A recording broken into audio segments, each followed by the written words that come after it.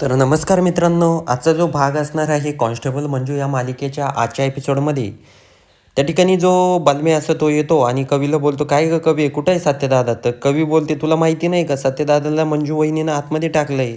तर बलम्या म्हणतो, "काय? काय बोलतेय तू?" पण त्याच्यावर कुठं एफ-आय-आर दाखल केली आहे. तेवढ्यात मम्मी साहेब येतात आणि मम्मी साहेब विचारतात, "बलम्या, एफ-आय-आर दाखल केली नाही म्हणजे तुला काय म्हणायचं आहे?" बलम्या सगळं काही मम्मी साहेबांना सांगतो. त्यानंतर मम्मी साहेब चिडतात. तर दुसरीकडं सत्य आणि मंजू कोर्टात आलेले असतात. तर मंजू सत्याला सोडून देते आणि अमृताला पण कोर्टामध्ये हजर करते. कारण अमृताची आज केसची सुनवाई असते. त्या ठिकाणी जे रणविजय असतात ते विचारतात, "काय प्रूफ आहे तुमच्याकडं?" त्या ठिकाणी मंजू त्यांना ऐकवते ऑडिओ क्लिप. त्यानंतर रणविजय म्हणतात, "नक्कीच आपल्याला याचा काहीतरी फायदा होईल." तर त्या ठिकाणी जी मंजू असते ती तेवढ्यात तिथं अमृता येते आणि तिची आई येते. तर मंजू त्यांच्यासोबत बोलण्याचा प्रयत्न करते, पण अमृता काही बोलत नाही. ती म्हणते, "तुला सांगितलं ना मी एकदा, माझ्यासोबत बोलण्याचा प्रयत्न करू नको आणि मी तुझ्यासोबतचे सगळे काही संबंध तोडले आहे. त्यामुळं कृपा करून मला तू डिस्टर्ब करू नको आणि तुझं तू बघ नीट. मला नको शिकू तू. तुझं तू बघ." त्या ठिकाणी मंजू बोलते, "अमृता असं काय वागते? मी तुला इथून सोडवणार आहे." तर अमृता बोलते, "तुला अडकवलं तुझं ते सोडव तूच. हे बघ, जर मला तसं वाटलं ना, तर मी स्वतः कबूल करेल गुन्हा आणि मीच केला आहे असं सांगेल आणि जाईन खडी फोडायला."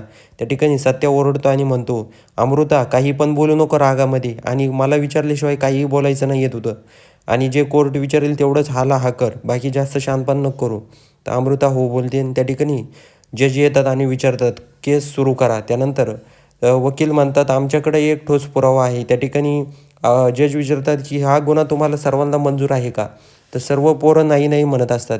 त्या ठिकाणी दुसरे वकील म्हणतात, "नाही, यांनी गुन्हा केला आहे, यांना सगळं काही माहीत होतं." तर सत्तेच्या बाजूचे वकील म्हणतात, "आमच्याकडे एक पुरावा आहे आणि हा पुरावा तुम्ही ऐका."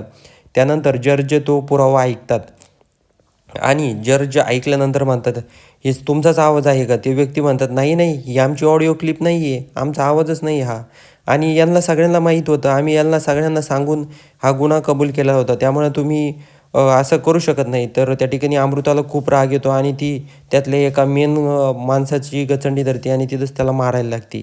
तर त्या ठिकाणी कोर्ट म्हणतं, की "आता आपण पुढची सुनावणी पुढच्या हप्त्यात करू. तोपर्यंत यांना 4 दिवसाची कोठडी सुनावली जात आहे." आणि त्या ठिकाणी सर्वांना कोठडी सुनावली जाते.